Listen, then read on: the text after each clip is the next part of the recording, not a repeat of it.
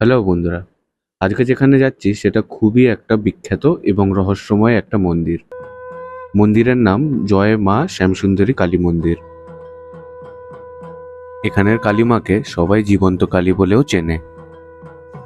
মন্দিরটা অবস্থিত শিয়ালদার থেকে একটু আগেই মাছুয়া বাজার বলে একটা জায়গায়। বেশ ঘন্টাখানিক দূর ছিল আমাদের এখান থেকে, তাই আমরা সকাল 6টার দিকেই আমরা বেরিয়ে পড়েছিলাম গাড়ি করে।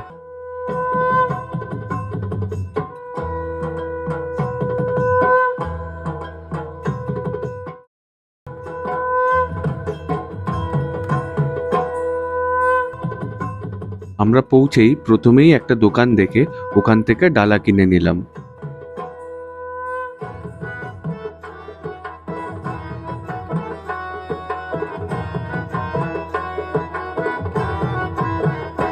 একবার নাচো নাচো গো শ্যামা নাচো এমন করে একবার নাচো মা একবার নাচো মা। আমরা যখন ডালা কিনছিলাম ওনারা বললেন যে আমরা নাকি খুব ভালো সময় এসেছি, কারণ এই টাইমে অত ভিড় হয় না।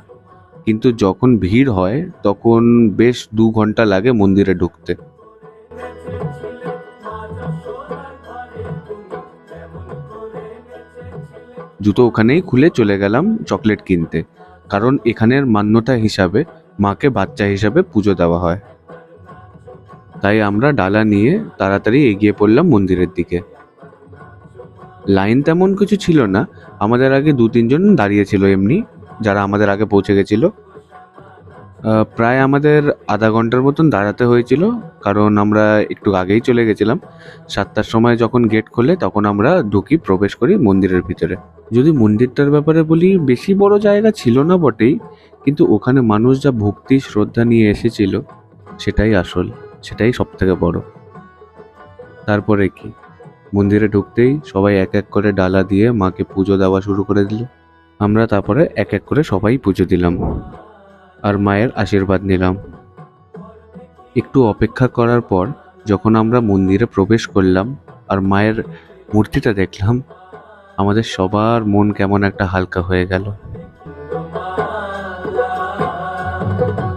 ওর দেখি মা বলো মালা একবার খুশি ছেড়ে আমরা মাকে পুজো দিয়ে পাশের ঘরে গেলাম। পাশের ঘরে একটা শিবলিঙ্গ আছে। মন্দিরে শ্যামসুন্দরী মা ছাড়াও বিভিন্ন রকমের ঠাকুরকে পুজো করা হয়, যেমন শিব ঠাকুর, জগন্নাথ ঠাকুর এবং আরও অনেক ঠাকুরকে পুজো করা হয়। আমাদের ব্লগেই আপনারা দেখতে পারবেন সেটা। একবার নাচো মা একবার নাচো মা। এখানে একটা মান্যতা আছে যে মাকে মন দিয়ে ডাকলে নাকি উনি সবার বাড়িতে যান। তাই আমরাও পুজো দেওয়ার সময় মাকে মন দিয়ে ডাকলাম, যাতে আমাদের বাড়িতেও মা একদিন আসেন। জয় মা শ্যামসুন্দরী, জয় মা কালী। মা শ্যামসুন্দরীকে সামনের থেকে দেখতে কি অপূর্বই না লাগছিল। আপনারা পারলে একবার এসে অবশ্যই দেখে যাবেন। মন্দির খোলে সকাল 7টা থেকে দুপুর 1:30 অবধি, তারপর বন্ধ হয়ে যায়। তারপরে আবার বিকেল 4টে থেকে রাত 8টা অবধি খোলা থাকে। যদি আরও মায়ের ব্যাপারে জানতে চান তাহলে আমরা অবশ্যই বলবো কি একবার আসুন, এই মন্দিরে পুজো দিয়ে যান। আপনাদের খুব ভালো লাগবে এবং জানতে পারবেন যে কেন মাকে এত মান্যতা দেওয়া হয়। চমৎকার চমৎকার গল্প আছে মায়ের এখানে। আর যদি না যেতে পারেন আমাদের বলবেন, আমরা অবশ্যই মায়ের ব্যাপারে আরও একটা ডিটেলড একটা ভিডিও বানাবো। আজকের ভিডিওর জন্য এইটুকুই থাক। আবার দেখা হচ্ছে আপনাদের সঙ্গে আবার পরের ভিডিওতে।